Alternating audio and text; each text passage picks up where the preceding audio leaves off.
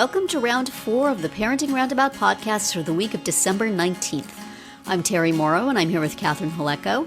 Hello. And Nicole Eridix. Hi there. As moms of teens and young adults, we survived those little kid days, yet we're still rethinking the decisions we've made all through our kids' lives and worrying about what's going on right now. Today's Thursday, which means it's time to give in to our obsessing. And today, we're obsessing about another listicle.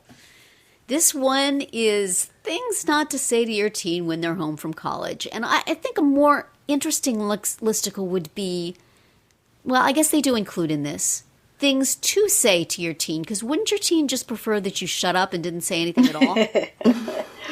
I think for what each the teen of these wants to hear is, I stocked the refrigerator for you. Please feel free to bring your friends over. Here's the keys to the car. And that'd be about it, right? And here's a Starbucks card. And so and here, stick these 20s in your pocket. You might need them. Right. Yeah, I mean the list is like all of these sort of nagging or just kind of mean comments, and then here's a better way to say it. So I did appreciate that, but you know, I as kind of we thought the discussed, better ways would also be annoying. Well, but also like the way the things not to say. Some of them are like, okay, who's really gonna say this? Like, I don't know. I don't know. Some of us moms are kind of high maintenance. We might say some of these. You never call me. Right. You've Would you changed. say, we don't get bees in this house. Like, that one was annoying. Like, you know, I don't know. You need to help around the house more would be followed by, hey, Mom, I got to go back to college. Sorry, there's a mix-up. Exactly. I think all of these, that would follow all exactly. of these. Yes. These are My like kid would how to alienate your kid the second they walk in the Teen door. repellent. Yeah. Good You're Lord, not my mother spending should have enough read this time list. with the family. I can't imagine why. Why are you sleeping so late? Because I am a human of a certain age. 19. Why wouldn't I Yeah, be? exactly. Mm-hmm. Just because you can't sleep, Mom, doesn't mean I can't. You've gained lost And, you know, weight, like... that's the... Yeah, that's a big one. Yeah. Either way, I mean, because, like, are you not eating enough? Is the food there not as good as Mom's? Here, let me cook things for you. Then you'll have to stay home and eat them and not go out at all. Oh, dear. Yes. It's possible that I would say some, if not all of these things. And my mother certainly would. You've changed. In what way? I mean, don't you send them to college to change, don't you? To grow and change? Yes. You want exactly the same kid to come home? Right. And the better response to that one, they say, is like, oh, I'm so proud of how independent you are. Which, is that what you've changed? Is that what you were referring to? I don't know. I'm proud of how independent you are. This means you can take care of your laundry while you're here, right? And you can cook your own meals and take the car in for a tune-up, will you? I love this newfound independence. Right.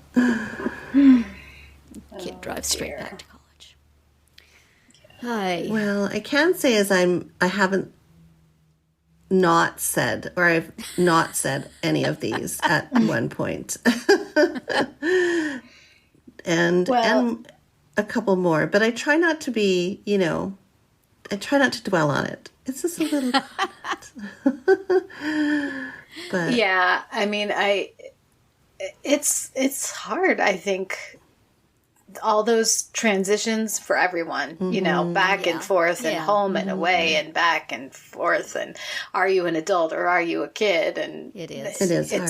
It's complicated. And when my firstborn went to school, it was COVID, her freshman year, so she was like back and forth many times, and some of the time she was in class from her room, and some of the time she was she was not, and so it was just another fun little layer of complication. Yeah.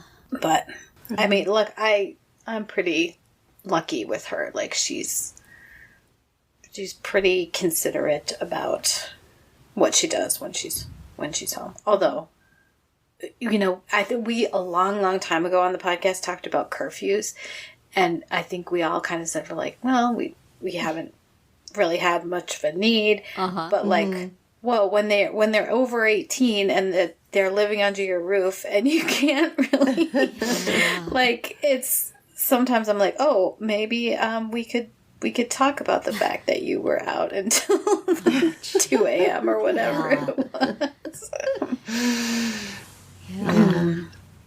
Them but that's where Life 360 comes in handy. Yeah, Exactly. Because if I can at least see where you are and be like, okay, that's fine. Yeah. So. It takes a lot of the stress off. But Except as we've talked about, I think sometimes it doesn't show exactly where you are. It shows you like off the side of the highway or something, and then it wasn't. And then of course you like obsess on that for a while.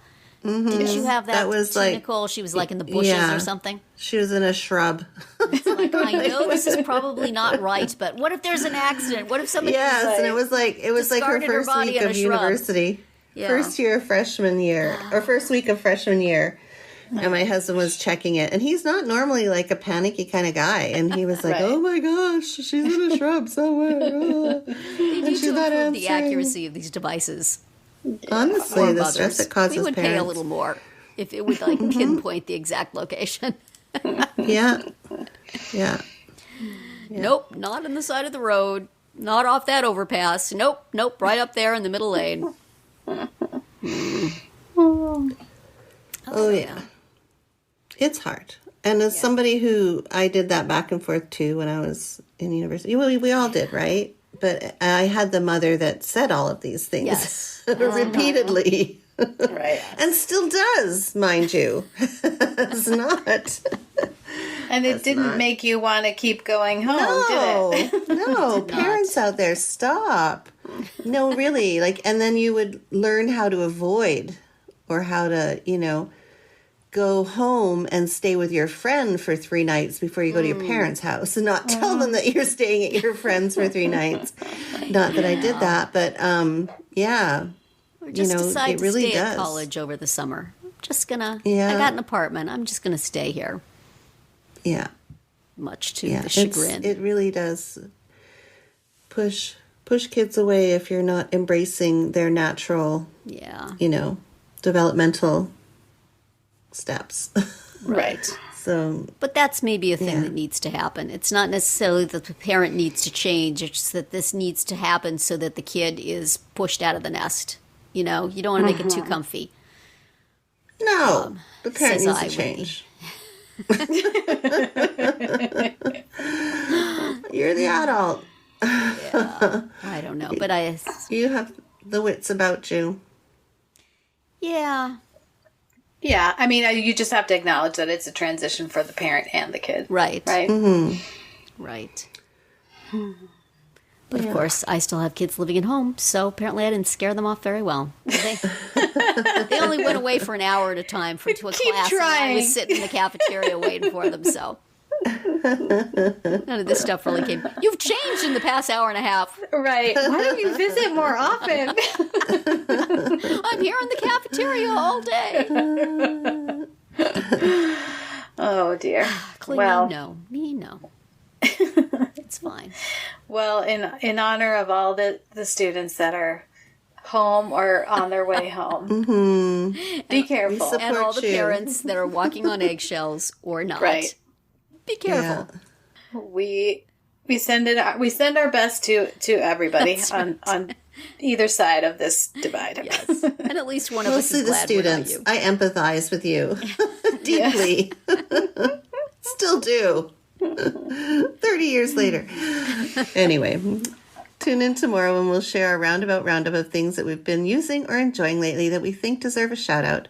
Find all our episodes at parentingroundabout.com and talk back in the comments there, on our Facebook page, or on Twitter where you'll find us at Roundabout Chat.